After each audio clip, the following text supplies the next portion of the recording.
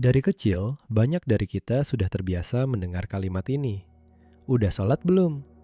Cepet sholat dulu. Jangan tinggalin sholat. Kalau nggak sholat, dosa. Dan mungkin karena terlalu sering mendengar itu, kita tumbuh dengan satu pemahaman dasar, sholat itu wajib. Titik. Tentu itu benar, sholat memang wajib dalam Islam. Tapi ada satu hal yang kadang tertinggal. Kita sering diberitahu bahwa sholat itu wajib, tapi tidak selalu diajak memahami kenapa sholat begitu penting.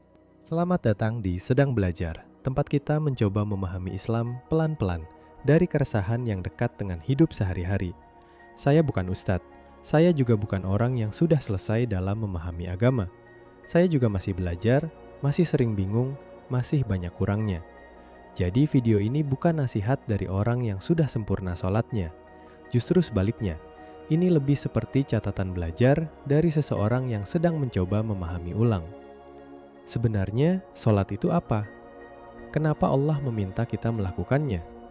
Dan kenapa sesuatu yang begitu sering kita lakukan, kadang justru terasa asing? Mungkin salah satu masalahnya begini. Dulu, banyak dari kita diajari sholat mulai dari gerakannya. Takbir, berdiri, ruku, iktidal, sujud, duduk, salam.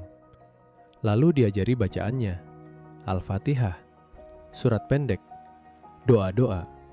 Semua itu penting, karena tanpa itu kita tidak tahu cara sholat.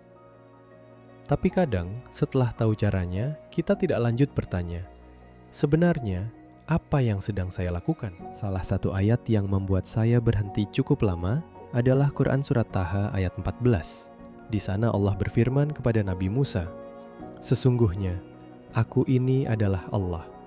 Tidak ada Tuhan selain aku. Maka sembahlah aku dan dirikanlah sholat untuk mengingat aku. Bagian yang menempel di kepala saya adalah untuk mengingat aku. Sholat untuk mengingat. Bukan hanya untuk menggugurkan kewajiban. Bukan hanya untuk menghindari dosa. Tapi untuk mengingat. Dan semakin dipikir, rasanya ini dekat sekali dengan hidup kita.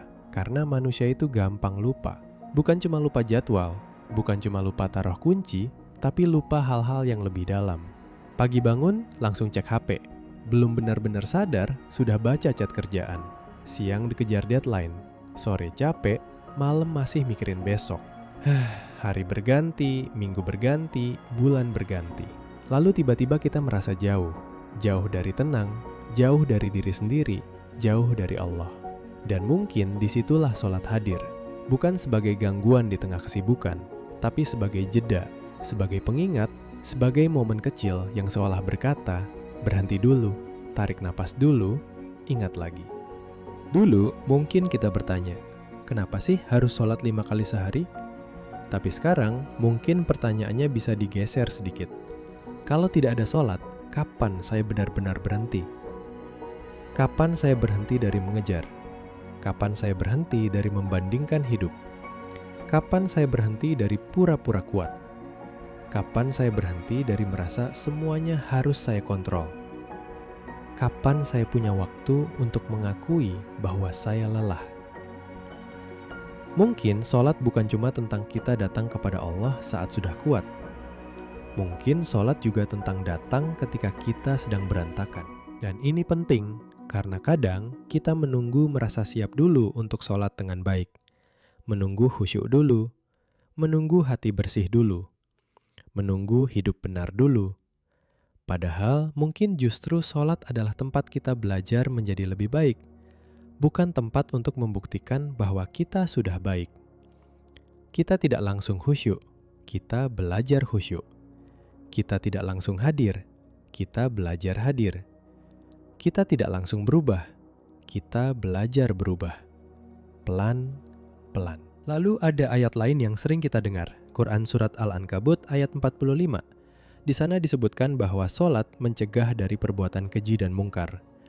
Ayat ini indah, tapi juga bisa memunculkan pertanyaan yang jujur. Kalau sholat mencegah perbuatan buruk, kenapa ada orang yang sholat tapi masih kasar? Kenapa ada orang yang sholat tapi masih curang? Kenapa ada orang yang rajin ibadah tetapi tetap menyakiti orang lain? Dan pertanyaan seperti ini tidak perlu langsung kita pakai untuk menunjuk orang lain. Mungkin lebih aman kalau kita mulai dari diri sendiri. Saya sholat, tapi apakah ucapan saya jadi lebih terjaga? Saya sholat, tapi apakah saya jadi lebih jujur? Saya sholat, tapi apakah saya jadi lebih mudah menahan emosi? Ada juga ayat yang sering disebut ketika bicara tentang sholat, yaitu Quran Surat Al-Baqarah ayat 45. Di sana Allah memerintahkan untuk menjadikan sabar dan sholat sebagai penolong.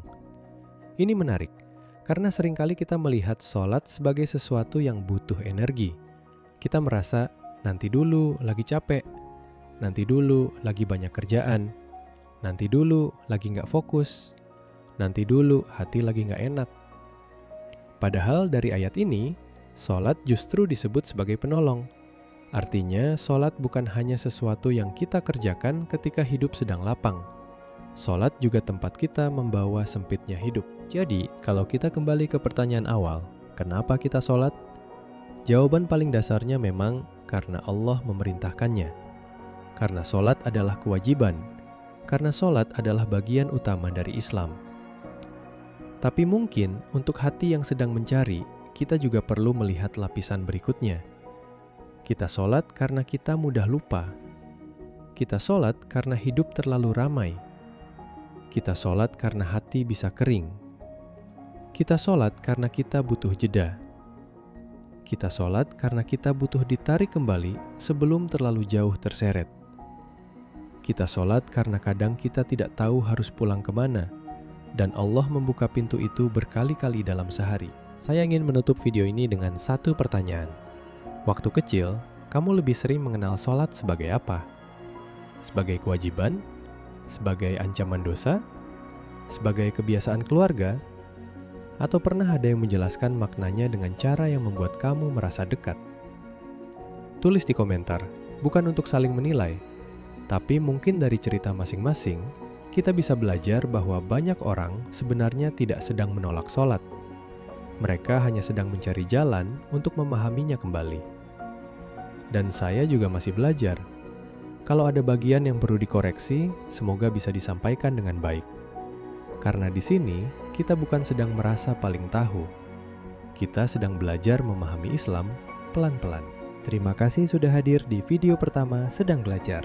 Semoga ruang kecil ini bisa menjadi tempat yang aman untuk bertanya, merenung, dan memahami kembali hal-hal yang dekat dengan hidup kita. Sampai bertemu di video berikutnya.